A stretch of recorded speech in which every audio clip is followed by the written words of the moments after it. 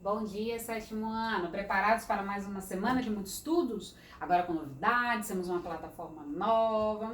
Que chique, hein, meus amores? Vocês vão gostar bastante, tá? Mas enfim, vamos lá, ó, para o conteúdo dessa semana. Vou dividir em duas aulas, tá? Duas aulas curtas, então vocês não deixem de assistir, hein? Primeiro eu vou falar um pouco sobre a ocupação do território brasileiro, que vocês podem acompanhar comigo na página 350 e 351. Depois eu vou falar sobre a organização do território brasileiro, tá bom? Então concentrem-se aqui comigo, porque o nosso foco aqui vai ser analisar como que a ocupação do território brasileiro se deu ao longo dos anos. Então eu quero que vocês foquem aqui nesses mapas, tá? Então vamos lá, página 350, tá bom? Então analisem aqui comigo, ó. Esse primeiro mapa é do século XVI, ou seja, logo depois da chegada dos portugueses, a ocupação portuguesa no território brasileiro. O que a gente consegue reparar analisando esse mapa?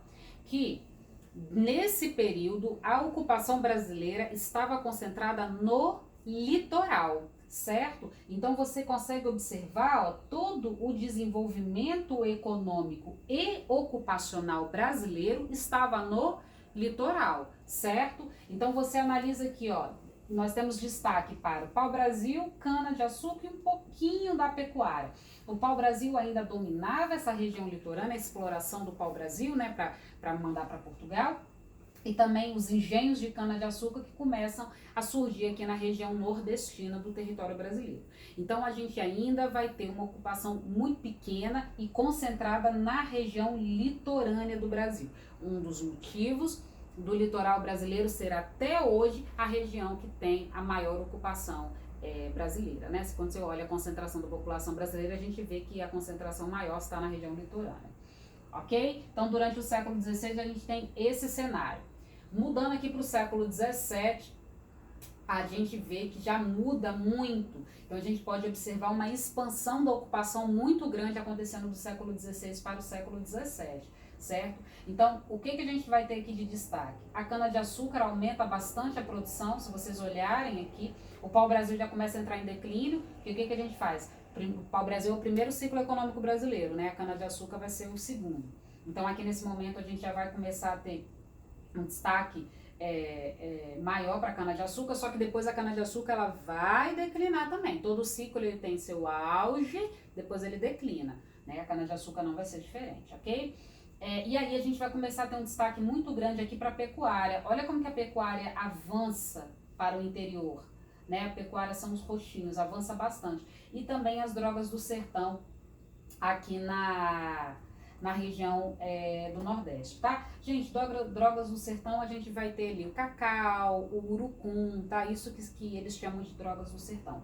Olha como é que avança bastante aqui, coisa que não tinha no século XVI. Pra vocês perceberem as diferenças, como que tá evoluindo a ocupação brasileira em direção ao oeste, certo? A ocupação está avançando para o oeste.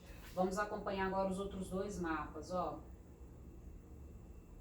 Esses dois mapas agora, esse aqui do século XVIII, nossa senhora, ó, a galerinha já tá, ó, página 351, já tá bem maior a ocupação. Olha o que a gente vai ter aqui. Destaque nesse caso aqui, a gente vai começar a analisar o destaque aqui para atividade mineradora, ok? Que vai ser esse laranjinho que vai estar no seu livro aí. Tá? A atividade mineradora ela começa a ter uma importância maior e a gente vê também a pecuária ela avançando mais ainda em direção ao interior brasileiro, ok? Aqui no mapa do século XIX, perdão, né? Século XIX, o Brasil ele fica independente, né? De Portugal, é quando a gente consegue a nossa independência. E aqui a gente vai ter um grande destaque, é um dos ciclos econômicos mais importantes e a gente vai estudar industrialização, assim, é o ciclo que a gente vai ter que se dedicar bastante, que é o café. O café começa a se destacar a partir desse período dentro do território brasileiro, tá? Que é o café, ele tá de marronzinho, ele tá nessa região aqui, né? Região de São Paulo, região de Minas Gerais, o Espírito Santo também, Rio de Janeiro também vão ser grandes produtores de café. E a gente vai ter um destaque grande para São Paulo. Isso vai, gente, o ciclo do café influencia na política do Brasil. Vocês vão estudar em história, a política do café com leite foi influenciada pela importância que São Paulo ganha por causa do ciclo do café, tá? Os grandes fazendeiros. Mas aí a gente também vai ter, olha, desenvolvimento de algodão aqui no nordeste do Brasil. Então vocês conseguem observar o quê? Que os ciclos econômicos, que as atividades econômicas, elas começaram a se destacar em praticamente, né, todo o território brasileiro. Então o que a gente observou lá do século XVI até o século XX, até o século XIX?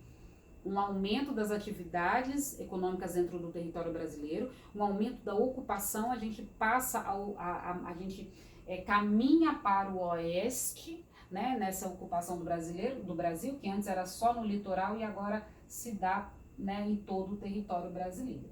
Ok, meus amores? Assistam a segunda aula que a gente vai continuar dentro ainda dessa semana, tá bom? Beijo no coração de vocês. Tchau!